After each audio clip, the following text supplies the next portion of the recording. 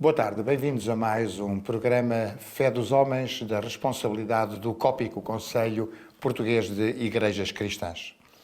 Hoje temos connosco em estúdio a pastora Maria Eduarda e com ela vamos refletir sobre o texto do Evangelho deste próximo domingo.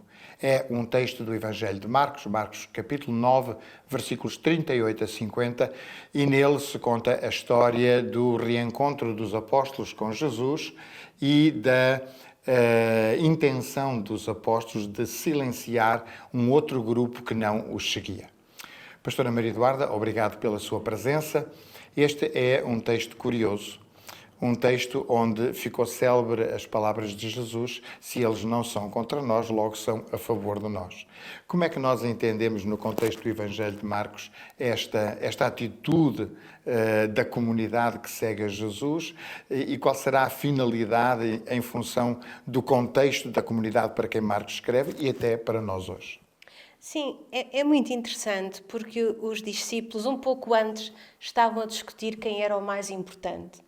E eu acho que diante de outras pessoas que, em nome de Jesus, estavam a fazer milagres, eles sentiram que tinham alguma coisa que lhes era devido. Eles tinham deixado tudo, tinham seguido a Jesus e, portanto, pensavam que, ao estar próximo do Mestre, deveriam ter um estatuto um pouco melhor do que pessoas que... E é interessante a frase. O que João diz é: eles não nos seguem. Eles, na verdade, faziam milagres em nome de Jesus, mas não estavam no grupo. Então há como que uma reação do grupo próximo de Jesus, a quem, não fazendo parte, segundo eles, desse grupo, estava, em nome de Jesus, a fazer coisas. Eu acho que isto é uma reação de quem está perto a quem chega ou não está mesmo dentro do grupo.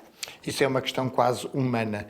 Não faz parte do nosso grupo, não faz parte da nossa denominação, não faz parte da nossa comunidade de fé, logo, porventura, não está legitimado para fazer o que está a fazer. Sim, eu acho que um dos grandes pecados da fé cristã e de muitas fés é que, a partir do momento em que nós criamos uma certa doutrina, uma das primeiras coisas que a Igreja faz é criar fronteiras. Quem está dentro e quem está fora. Então cria-se uns dogmas segundo os quais as pessoas têm que seguir isto para estar dentro. E isso um pouco que limita o poder do Espírito Santo, a liberdade que Jesus nos deu para o seguir, e é muito redutor. O que é que será isto de ser dos nossos? Hoje em dia nós podemos falar que dentro da Igreja têm que acreditar no mesmo que eu, louvar da mesma maneira, a Igreja tem que ser construída do mesmo modo, ter os mesmos princípios. No fundo, o Evangelho e Deus libertam-nos. E as igrejas têm a tendência para cristalizar e para criar fronteiras e delimitar bem quem está dentro e quem está fora. De alguma forma, há na construção desta história uma forma de rebater esta ideia de que há uma certa unicidade em torno de Cristo e há uma espécie de comunidade única, não havendo diversidade, pluralidade cristã.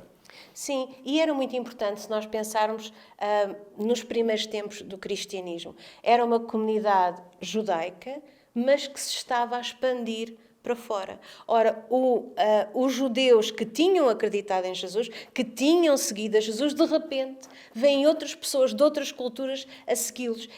E este texto, penso que diz: olhem, é verdade, vocês aceitaram, vocês seguem, mas há outros. Há outros que também vão, em nome de Jesus, se calhar fazer outras coisas que vocês não conseguem fazer. E se nós voltarmos à história dos discípulos, era importante perceber que este próprio grupo que queria manter esta unidade foi aquele que abandonou Jesus. Na morte de Jesus nós temos um centurião que de repente olha e percebe, nós temos um ladrão, nós temos alguém que não é do grupo que leva o corpo de Jesus. Então acho que toda esta catequese nos ensina que, olha, as pessoas que não são exatamente iguais a ti, podem amar a Jesus, então olha para elas de uma outra maneira. É um princípio ecuménico, de alguma forma, não no sentido, lá está, do retorno a uma unicidade, mas a alegria da diversidade e da riqueza da diversidade. Se eles não são contra nós, logo são a favor de nós. Exatamente. Se não nos perseguem e se em nome de Jesus, então se calhar vamos ser curiosos e perceber porque é que eles também amam Jesus e porque é que em nome de Jesus são abençoados e porque é que em nome de Jesus o fazem. E eu acho que esta multiplicidade, esta diversidade é algo muito importante hoje em dia. Hoje em dia nós estamos numa cultura que tenta criar um caminho, uma verdade, uma maneira de ser cristão e acho que temos que voltar à essência de Cristo, que era todos faziam parte, os que o seguiam, os que não o seguiam, e se nós olharmos para as histórias do Evangelho, percebemos que Jesus não olhava e não falava apenas com os discípulos, mas com todos que se cruzavam. E a Igreja tem que ter este olhar de que todos aqueles que se cruzam connosco e que vivem à nossa volta são dignos do nosso olhar e da nossa fé.